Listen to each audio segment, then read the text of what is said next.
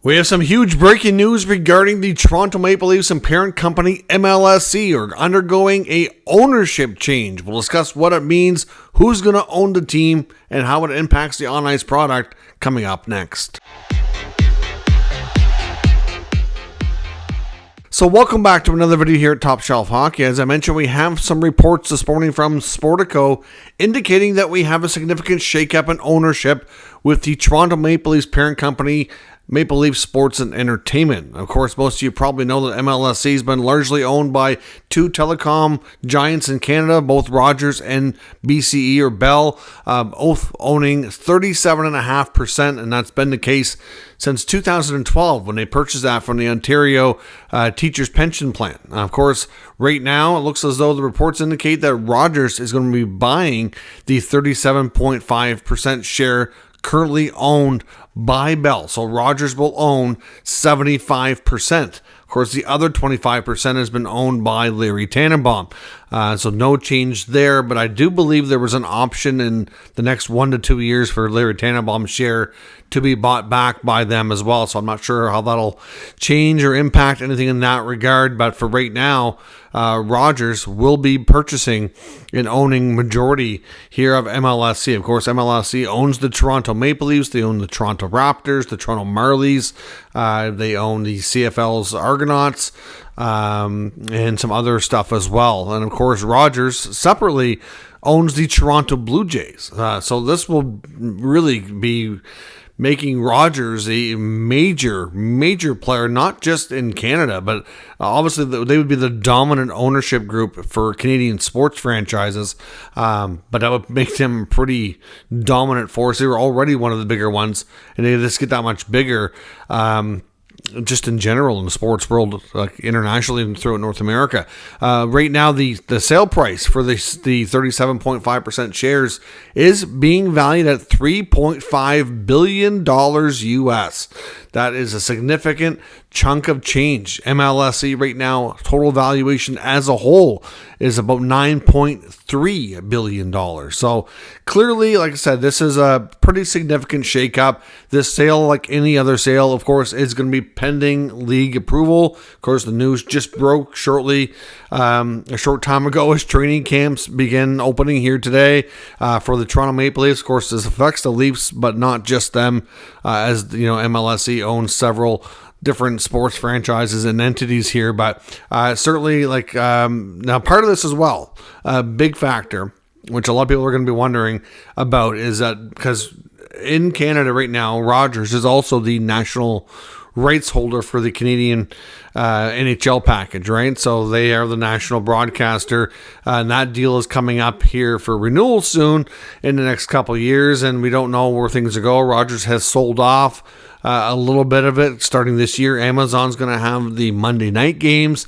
I don't know what the future holds for Rogers as being the national rights holder package in that sense, but TSN, which is owned by Bell, does have regional sports deals with all of the Canadian teams to broadcast a large chunk of their games to their more local audiences, and Bell apparently has secured a 20-year deal to continue on with that type of broadcasting. So clearly the Leafs regional package with TSN won't be going away anytime soon. I would think for TSN's radio stations that they have as well, like TSN, I think it's 1015 Toronto, that would certainly give them a little bit of security too, knowing that that package wouldn't be going away anytime soon. Of course, because of Rogers and Bell and the structure of MLSE, they're run by a board of directors.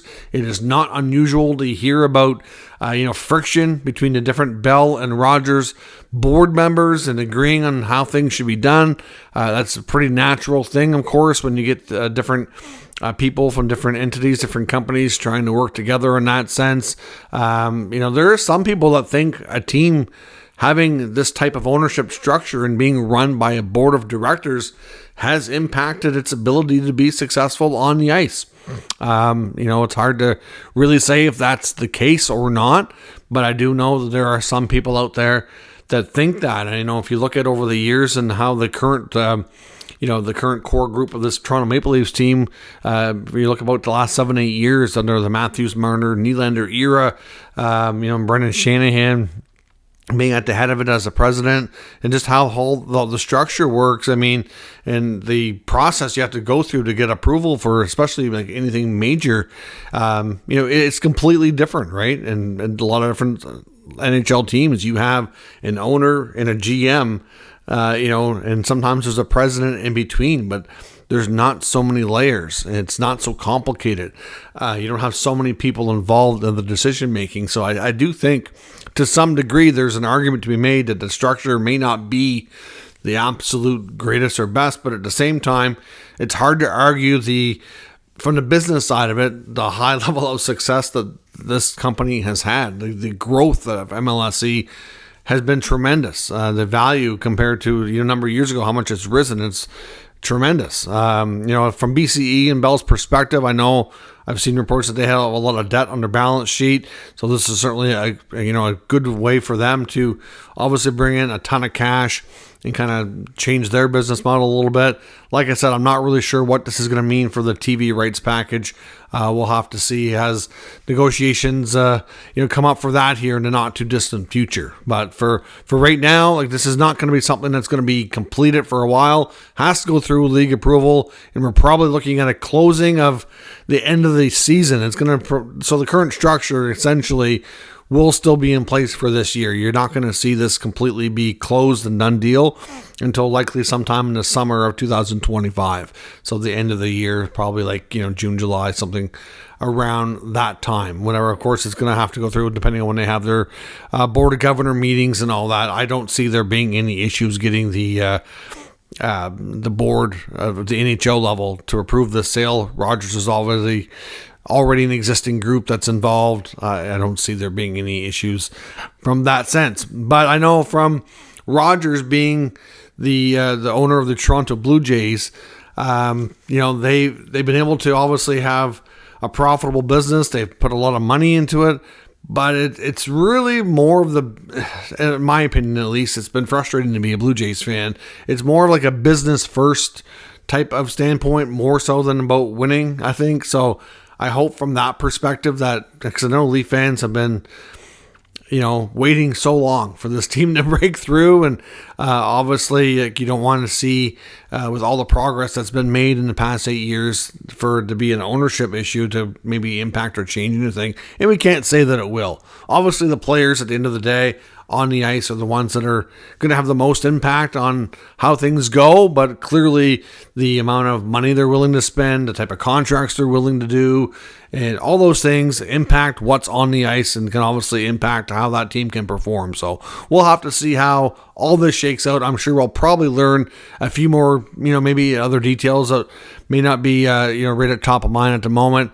as far as why this is happening and how this is going to be impacting everything moving forward. But for right now, the big news is the Leafs ownership structure is changing, and they will be controlled 75% only by Rogers. The two telecoms will no longer be working together once this deal closes. And like I said, Larry Tannenbaum owns the other 25%, but I do believe there's, with his percentage of MLSE, that there was plans for that to be sold back to MLSE within the next, I think it was 1 or 2 years, if I'm not mistaken. So we'll see. It could eventually be completely operated by Rogers on their own. So let me know your thoughts on this news down in the comments. We'll discuss further. If you're new to the channel, of course, make sure you subscribe and stick around. We'll keep you up to date with all the news, rumors, and analysis of all 32 NHL teams. Thanks for watching. I'll catch you next time.